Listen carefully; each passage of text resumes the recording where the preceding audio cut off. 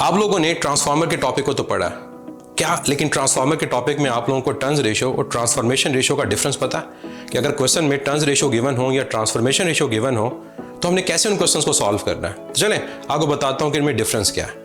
जो turns ratio होती हैं ये ट्रांसफार्मर का डिज़ाइन पैरामीटर होती हैं। ये आपको डिज़ाइन के बारे में इंफॉर्मेशन बताती हैं कि आपकी प्राइमरी और जो सेकेंडरी कॉइल हैं इनमें जो टर्न्स हैं उनकी क्वांटिटी क्या है। मतलब अगर आपसे टर्न्स रेशो पूछा जाए तो इसका मतलब होगा कि NP over NS, number of turns in primary with respect to secondary, जो कि इक्वल होती हैं VP ओवर VS, जो आपका प्राइमरी वोल्टेज और सेकेंडरी वोल्टेज उसकी रेशो है, और ये इक्वल होती हैं ratio between secondary current to primary current.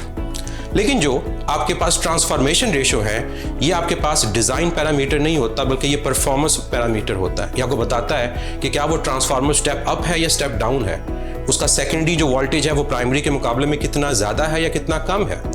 तो जो आपके पास ट्रांसफॉर्मेशन रेशो होती हैं याद रखिएगा ये आपके पास NS ओवर NP होती हैं। ये सेकेंडरी को प्राइमरी के साथ कंपेयर करती हैं, क्योंकि आप जानते हो जब सेकेंडरी की टर्न ज़्यादा होती हैं तो ये स्टेप अप ट्रांसफार्मर होता है और इसका फार्मूला मिलता जुलता है, लेकिन NS ओवर NP की फॉर्म में इसको लिखा जाता है और ये इक्वल होता है VS ओवर VP और ये इक्वल होता है IP over IS।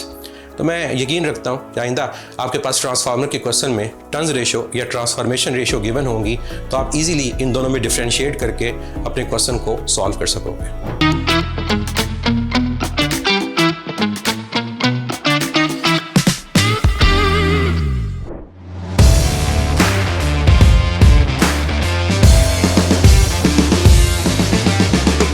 Entry test की प्रेप के लिए फिजिक्स इन सेकंड्स।